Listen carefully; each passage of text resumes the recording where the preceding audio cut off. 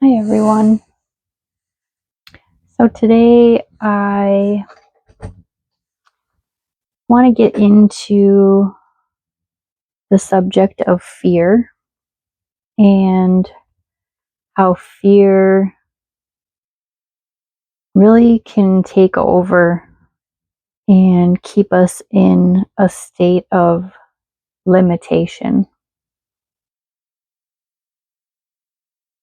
and also keeps us in a state of anxiety. And in a sense, we really can struggle to function on a day-to-day basis when we are consumed by fear. And fear can show up in a lot of different ways. It doesn't have to look like I'm afraid of this thing. Fear can really be a lot of different ways in which we limit ourselves. Not having the ability to move on from something that we know isn't good for us. Not being able to move forward into something we know is good for us, but we don't necessarily have the courage because we're afraid of how things might fail, right? We don't really necessarily believe that we're capable because we have so many limitations within ourselves. So that fear really is deep. A lot of times it's deep programming, and it's a lot of times fear can really hold us back from moving into the things we need to do, right? So I think it's really important for us to really look at fear and how that limits us. It kind of keeps us in a sort of prison. It keeps us in the same cycles. It keeps us in the same patterns. And it's really difficult to get out of those cycles and those patterns when we don't really realize that it's fear, right? And then that fear is very much not a real thing, right? Fear comes from, like I said, programming. It could be beliefs that have been handed down from our parents or our grandparents. A lot of our parents and grandparents especially lived in times where there was great lack in the world, and those beliefs were sort of passed off onto our parents, and so on and so forth. So a lot of that lives in, it's sort of in conditioning. We've been conditioned to kind of hold on to these fears. And sometimes we come into life and we have fears that we don't even understand why we have these fears. They just sort of, they can be in us and we don't really even understand why or where they came from. And a lot of times those sort of fears that we don't understand where they came from, we don't understand why we have them, those kind of circle around to the concept of, well, it's not really a concept, but of epigenetics. And I want to share a little bit about the epigenetics because sometimes we can have fears and not understand them. And this again can go back to our parents and our grandparents. And an example of this is a study was done I think with either rats or mice, I'm not sure. But the male were subjected to cherry blossoms, but every time they smelled the cherry blossoms, they electrically shocked the mouse. And so over time, of course, the mouse associated the cherry blossoms with fear. And that fear, the mother was not subjected to any of this, but when they had offspring, all of the offspring carried this fear. They just instinctively carried this fear of the cherry blossoms. They didn't want to smell it. They didn't want to go near it. So that's a case of epigenetics and where fear can be embedded into our DNA. So in talking about the fear, I want to talk about the embodiment and the peace that are from my light cards. So the embodiment plays a really important role in this process of overcoming fear, because part of the reason that fear can be in our body is because if we've had trauma in the past, part of ourselves can fracture off, and part of our soul basically can fracture off, and we carry this fear in our bodies from that point on if we don't heal those parts of ourselves. Every time we heal those parts of ourselves, sort of like I talked about conflict in the last video, fear is very much the same in that if we do not heal those parts of us where the fear is sort of embedded into our system, it causes a lack of embodiment because those parts of ourselves are fractured off. When we carry the lack of embodiment, when we're not fully embodied in our body and we're not present in our bodies, it's very hard to find peace. And so that's sort of the circle loop of it all. So hence the reason why you can be in a state of fight or flight. The fear is kind of constantly running in the background. When you can, over time, bring healing to those spaces that are carrying the fear, carrying the traumas, you bring in further embodiment. You bring in more light into your being. That brings deeper embodiment. You become more grounded. You become more peaceful. But it's really a cycle of continuing, again, like we talked about in the last video, of doing inner work, right? Inner spiritual work. And I think a lot of people, this can bring up confusion. A lot of times I think people don't really understand what is this inner work that I should be doing. How do you do it? And that answer really can be different for everyone. Not everyone does inner work the same. Not everybody agrees on how to do spiritual work most effectively. But from what I've found over my time of my own spiritual healing journey, is really sitting with yourself, knowing yourself, looking at those parts and those places within you that carry the fear. Where do I carry fear? What am I fearful of? Why am I fearful of this thing? And if I don't know why, sitting with it, just sitting with it in silence and exploring, even just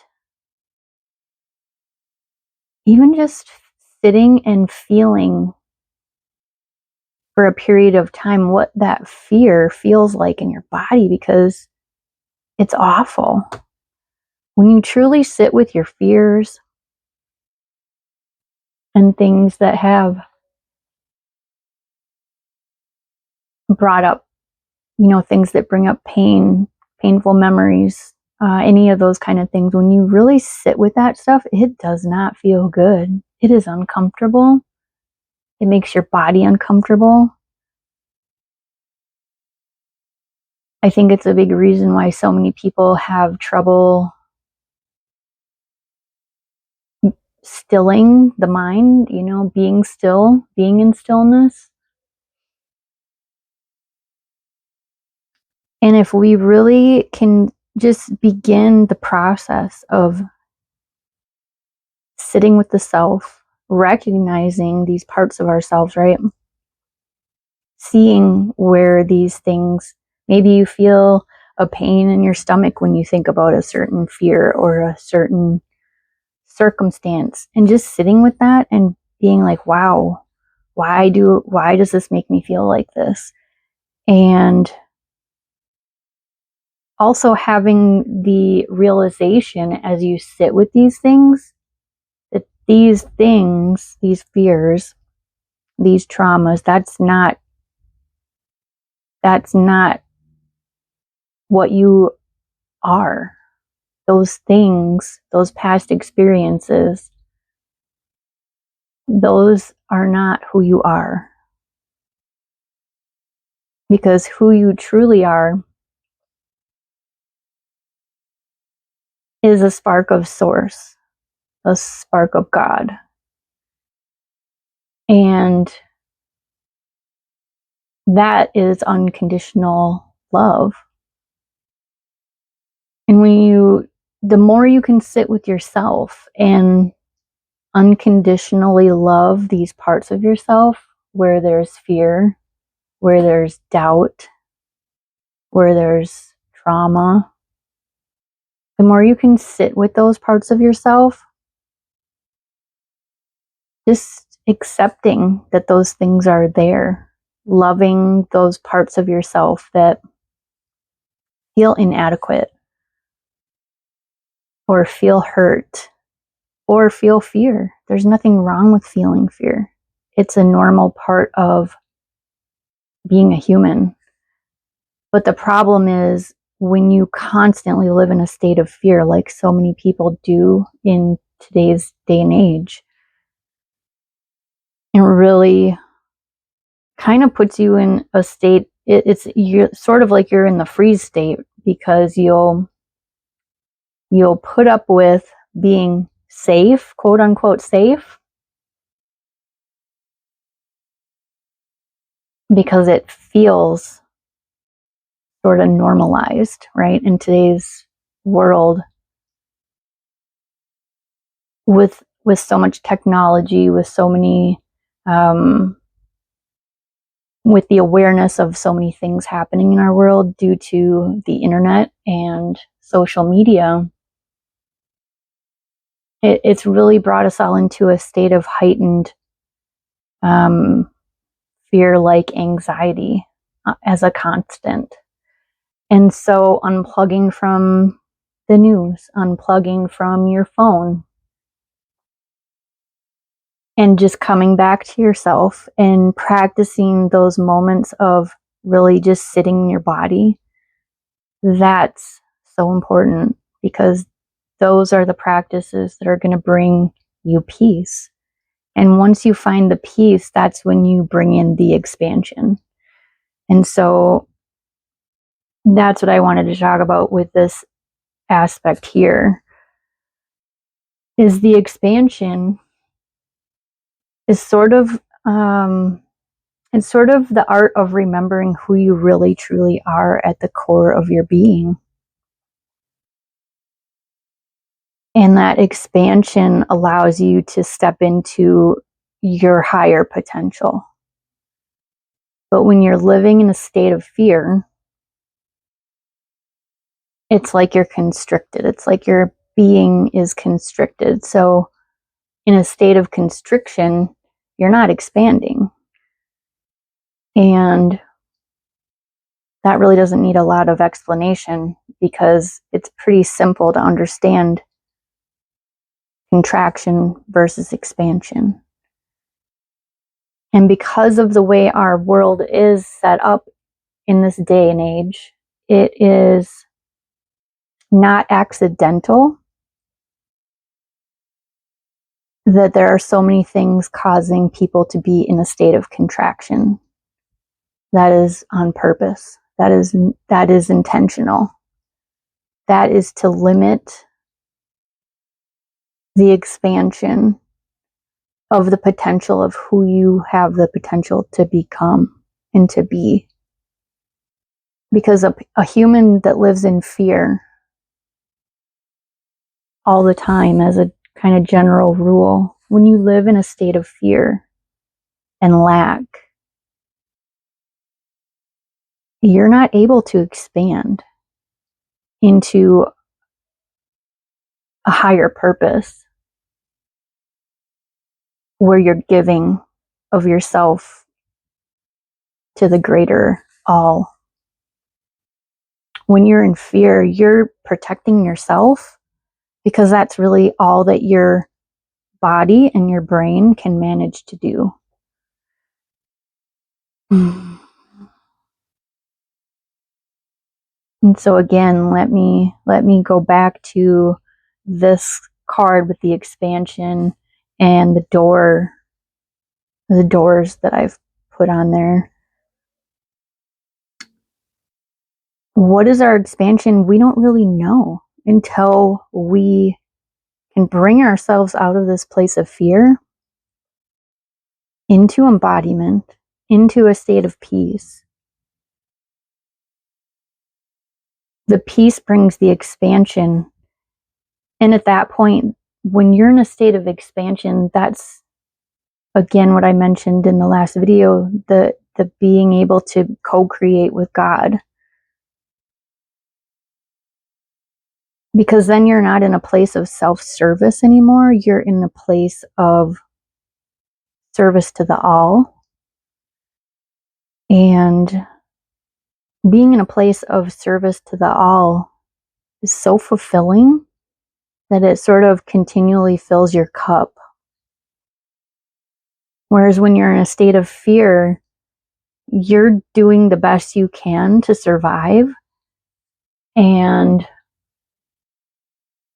your cup really is so tapped out because you don't really have the resources. You're not getting refilled. Your cup's not getting refilled like it should be.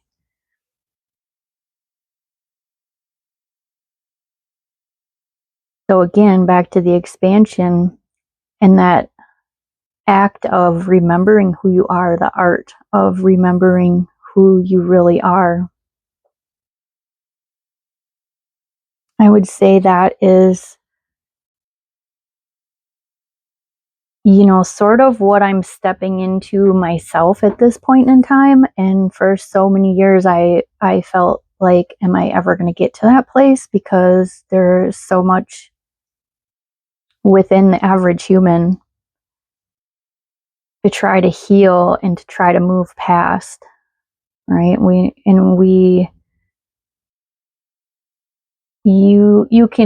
Most people today just dissociate from those things, right? Because they're so hard to look at. So you kind of bury them. That's what I did for a really long time. I buried those things because I couldn't look at them. I couldn't look at those parts of myself that were less than what this ideal that I had in my mind. Especially when I went through phases of being, using alcohol, drugs, being not the greatest parent at times when I wasn't present like I should have been. Those things, that was hard stuff for me to look at.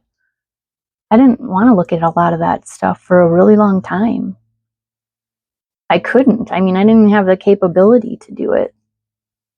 And then when I started my healing journey and I sat with those parts of myself and I just realized that those parts of myself were like the little wounded child within me that didn't receive enough love, didn't receive enough praise, wasn't really seen.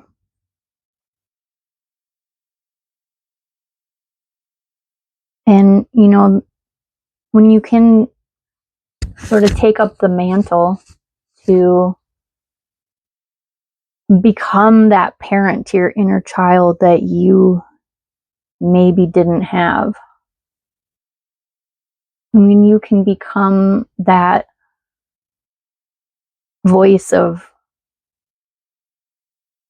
clarity, that voice of unconditional love for those inner parts of yourself.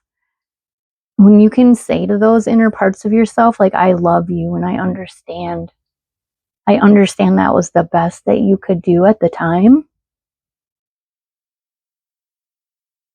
that's where the healing begins. And though that's the work that we've got to really be able to do for ourselves, because until then you're going to be running around and buying yourself things and trying to fill the holes that feel unfulfilled. That's another, symptom of not being embodied. We buy things, we buy material things to try to make ourselves feel better. We are addicted to substances to make ourselves numbed out.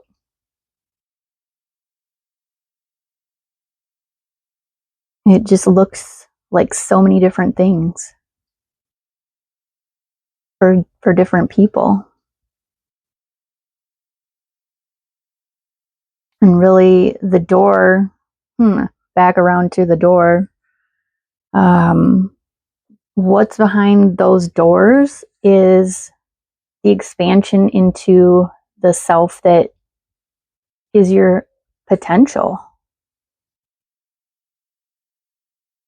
Stepping into that, having the courage to step into that, letting the fear go and realizing that the fear doesn't have to control your decisions.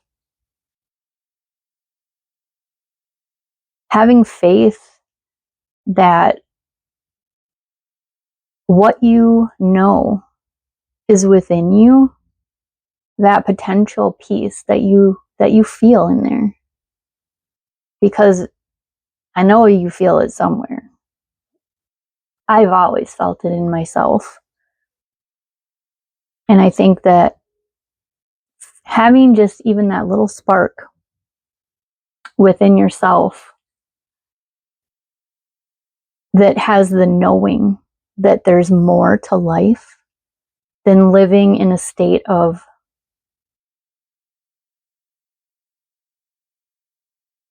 the lack, the fear, the contracted beingness, rather than living in expansion. That's possible. It's possible to go from the fear, the contraction, into a life of expansion. And it's possible for everybody. But you've got to start looking at the places where the darkness is within you. And you've got to bring light to those places.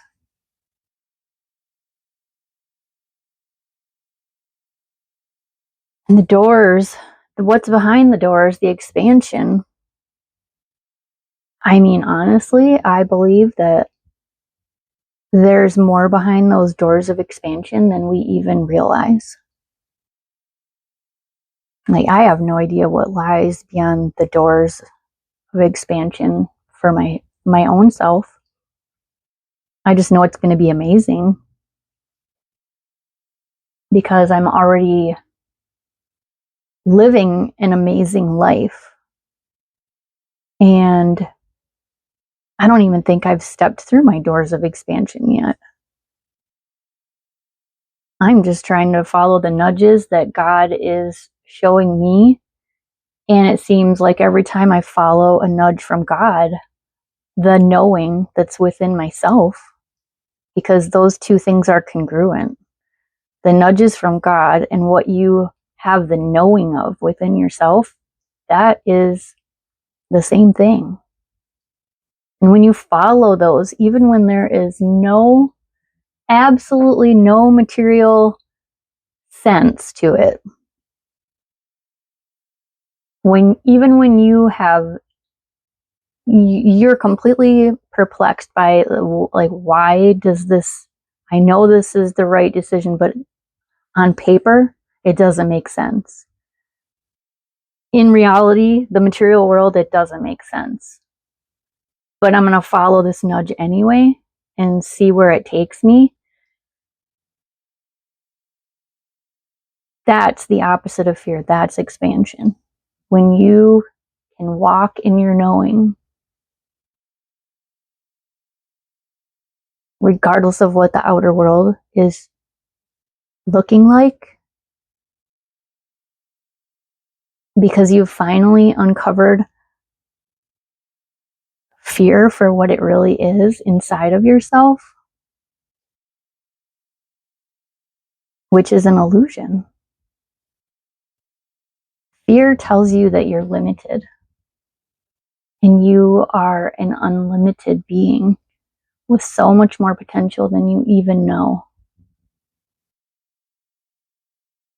So much more potential than you even realize.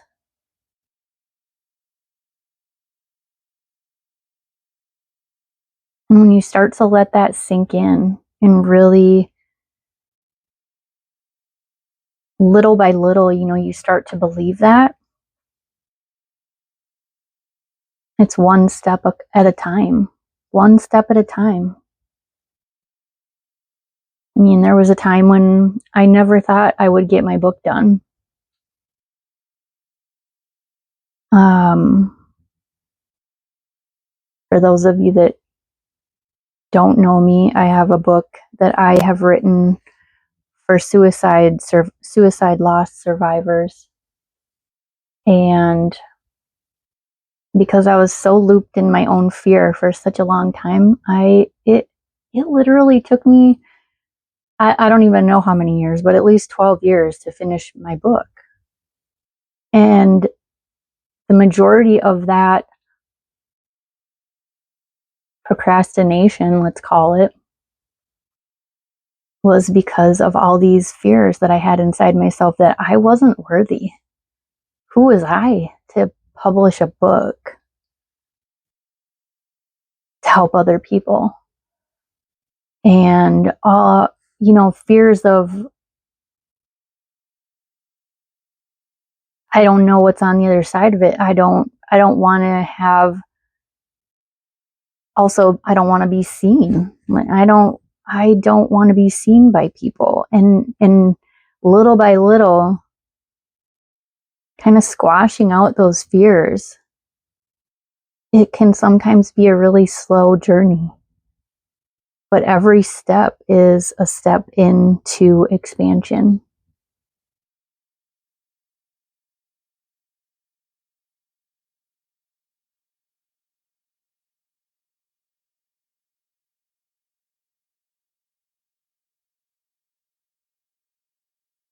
I just want to also share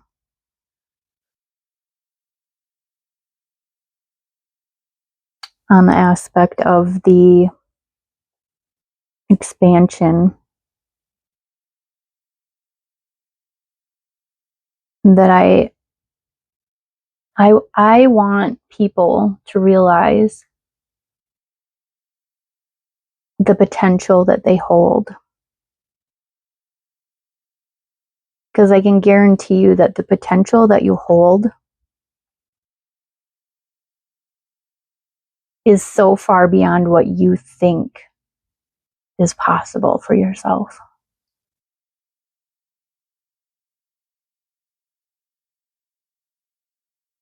Our bodies are capable of so much more than what we really even think of on a daily basis, because a lot of our body operates by itself. You know, our heart beats, our blood pumps through our body. We don't even think to blink our eyes or breathe. It just happens. And when you think of the magic behind our body operating so seamlessly without us even having to think to make all those things happen, that's just a fraction of the potential that you hold within your body.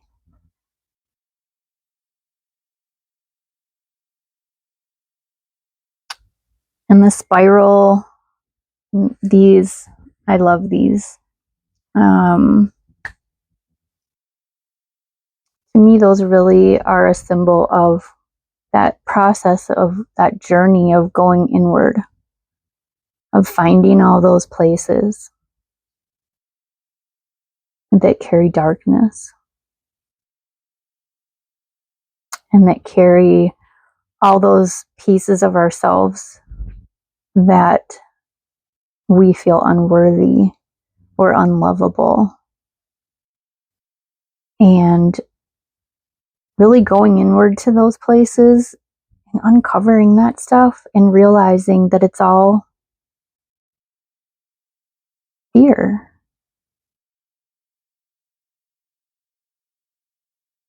And fear is, oh my gosh, it's the way it limits people, the way it limits our potential is frightening, actually.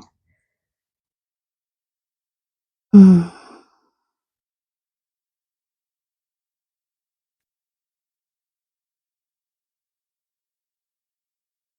I guess I'll leave it here today, because there's not really a whole lot more for me to go into on this right now. I feel like that is enough. But I just want you to remember that fear, you know, when you go shine the light on fear, it dissipates. There's nothing holding you back but your own fear. And the potential of expansion behind those doors. Don't you want to see what's behind those doors? I do. I do. In the worst way. I want to see what's behind those doors. I want to see what's possible. I know unlimited potential exists within myself and within my life. And I know it exists within yours too. And I want us all to see what's behind those doors.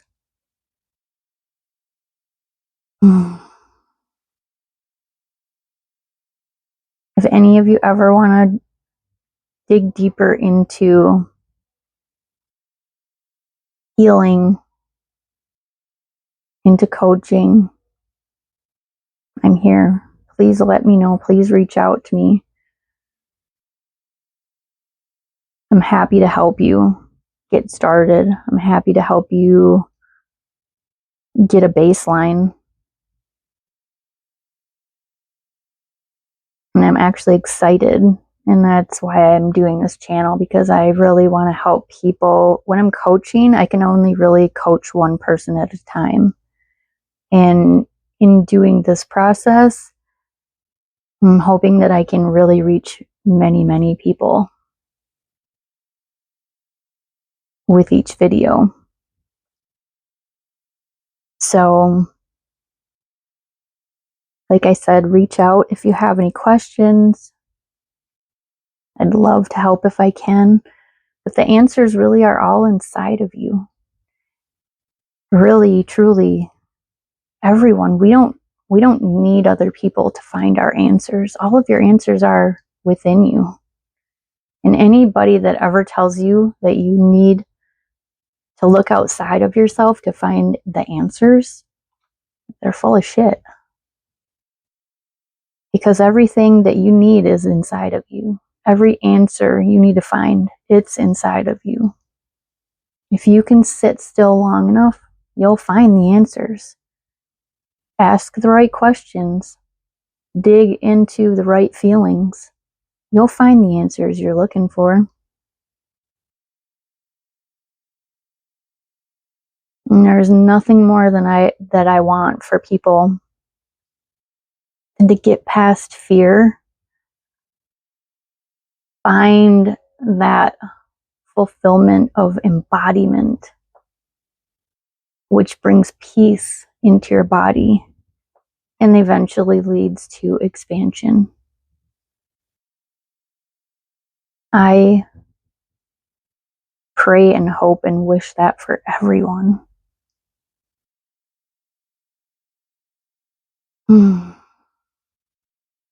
So thank you again for listening today. I'm sending love, so much love to all of you. And I appreciate you. Thank you.